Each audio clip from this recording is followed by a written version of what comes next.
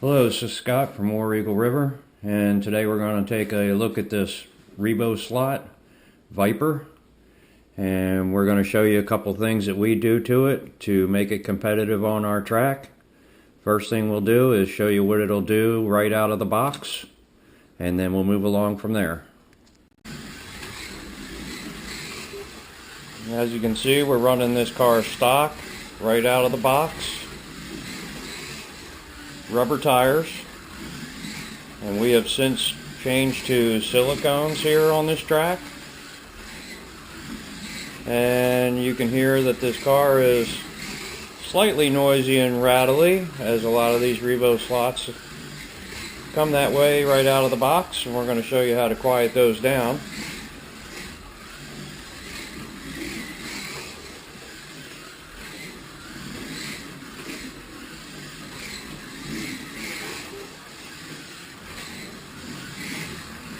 And you can see our times.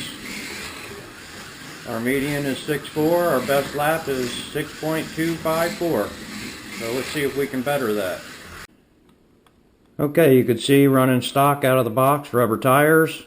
Car was sliding a little bit, and our times are 6.254 is our best lap, and our median is 6.41.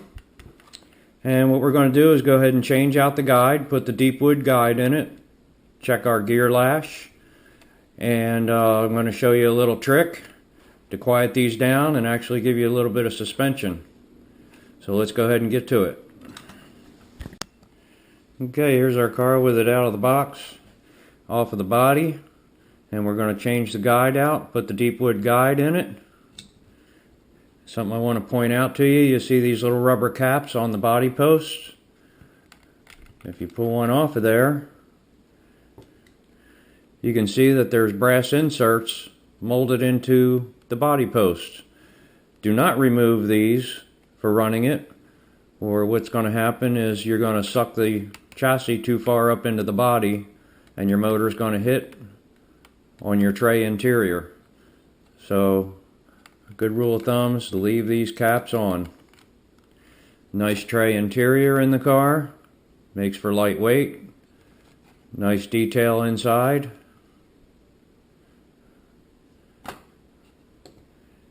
Okay, let's go ahead and change out the guide. Revo Slot's been kind enough to give us a deep wood guide right in the box with these cars. I recommend changing them out for a wood track or a Carrera track with the deeper slot. You'll need a 1.5 to pull the guidepost screw out, and also for adjustments on your motor are also 1.5, and your motor screws.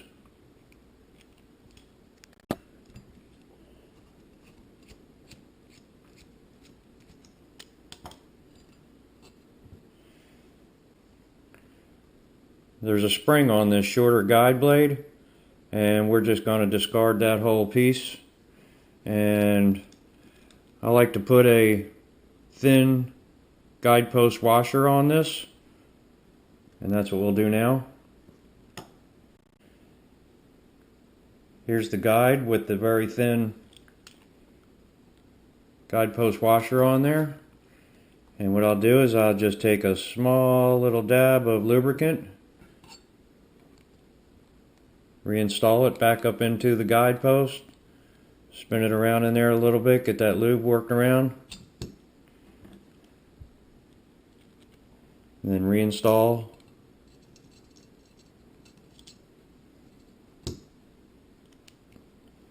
Guide screw.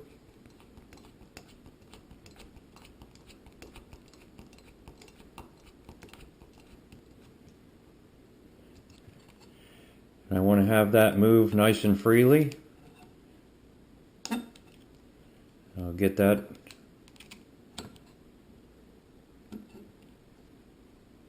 so there's no slop. You don't want any slop in that guide.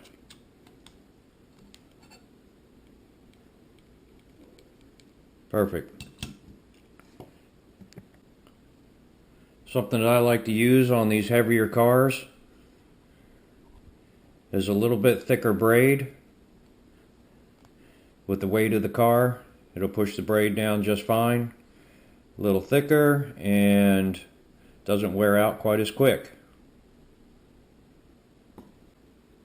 Okay, the new braid is in.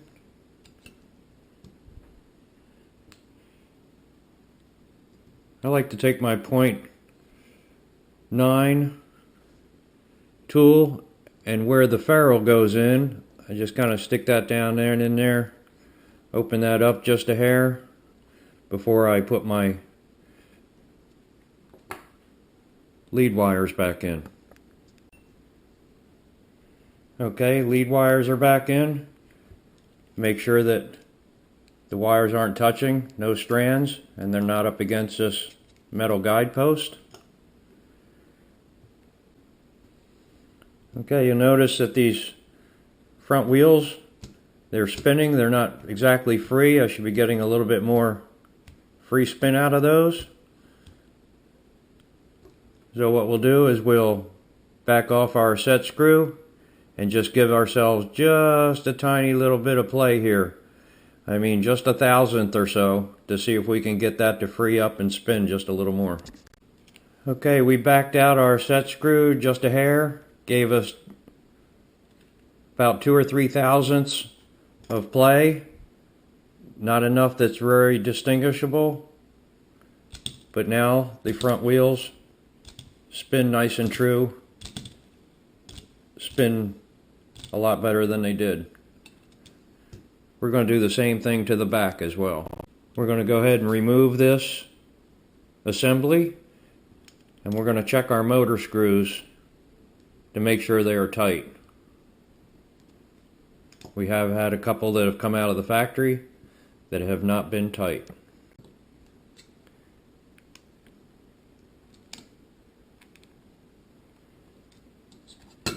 And we'll get the ones on the bottom here as well. That one is loose.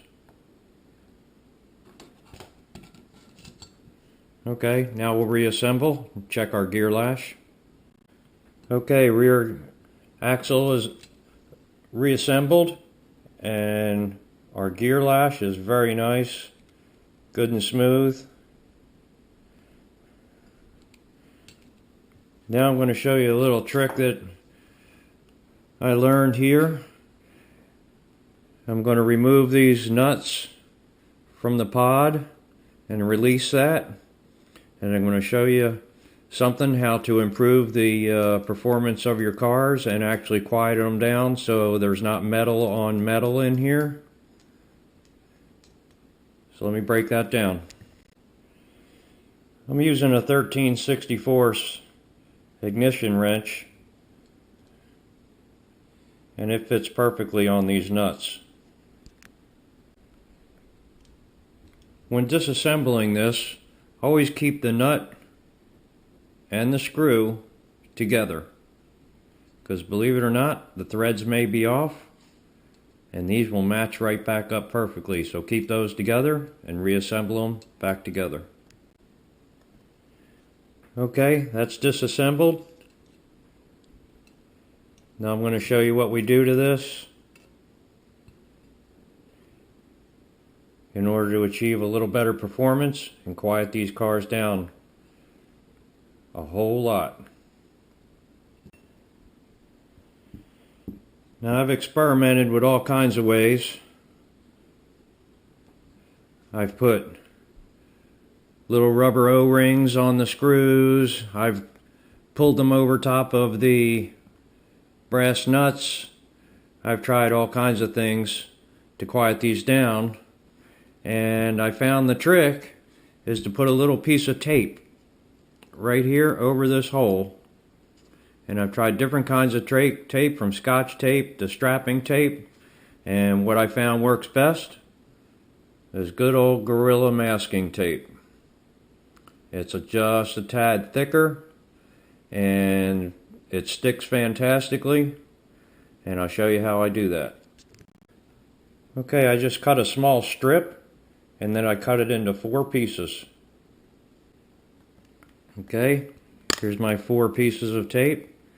And what I do is I take one of these small pieces of tape and I affix it centered over the hole, let it overlap over the chassis so the center of the tape is over the hole. A little bit of friction on top of it helps get that tape adhered. Do the same thing on all 4 holes.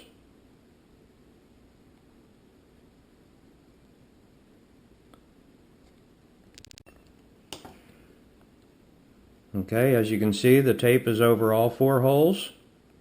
Now what I'll do is I'll just take a straight razor or an X-Acto knife and I'll just trim it right down the sides of the pod, so there's nothing in between the pod to restrict its float.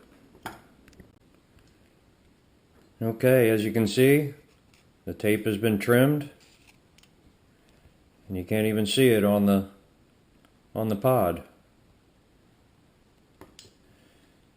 Now what I do is I go up from the bottom and I take my 0.9 and I just poke a little hole through it till I can feel it come through on each one of these.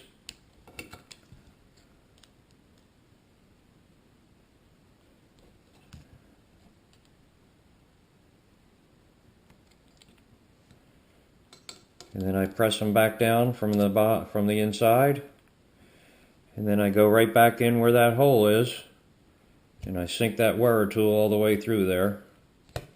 And if you do it correctly, you should end up with a tiny little piece of tape. And then you know that your hole is clean. As you can see right through it. So I'll do that to all 4 holes.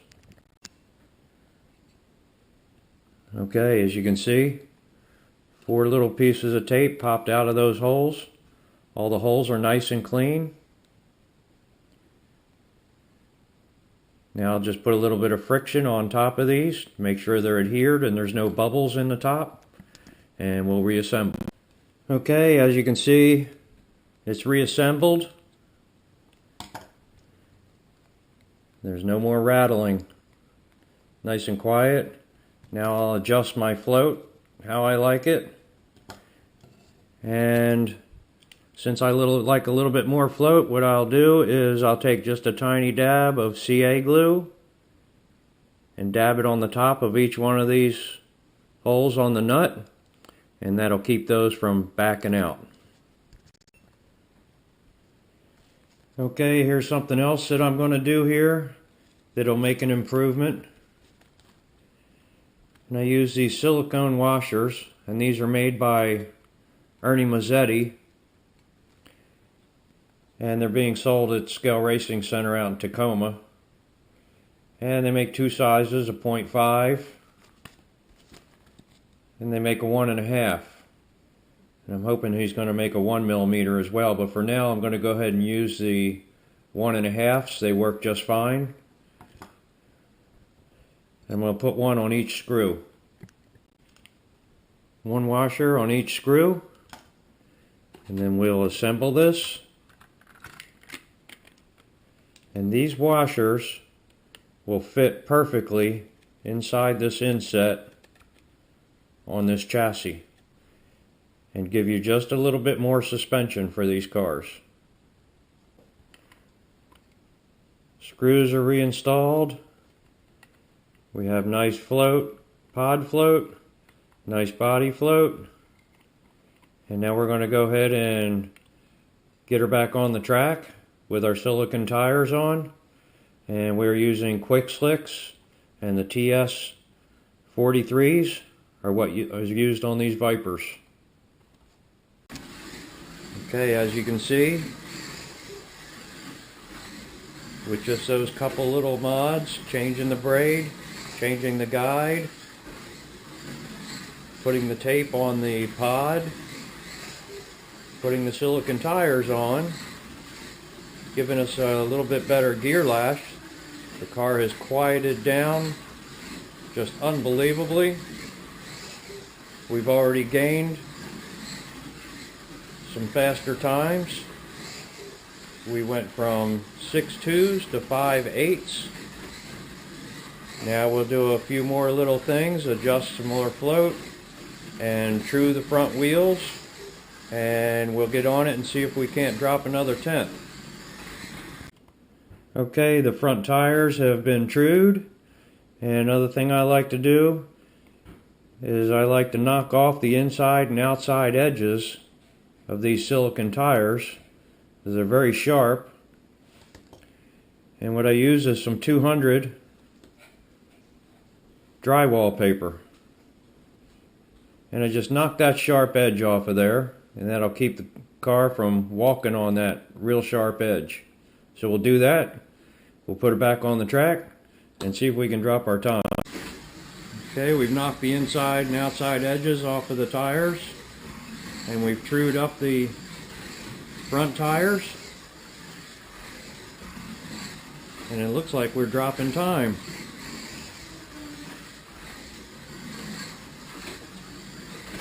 Almost a full 10th.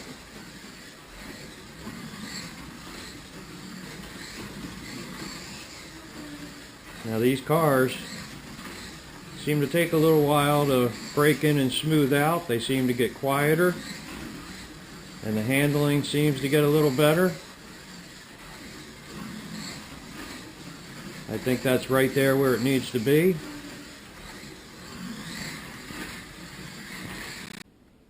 Okay, so there you have it, the Revo Slot Viper, with just a couple little things done to it. Makes this a real performer, and we've done all of our cars, our Revo slots like this, and they have just gotten better and better and better. I would suggest using a little bit of high-speed ball bearing oil on all four corners. That seems to help them out quite a bit. You don't need an overabundance of it, just a small drop on all four corners, inside and out on the bearings. And this car is a real performer.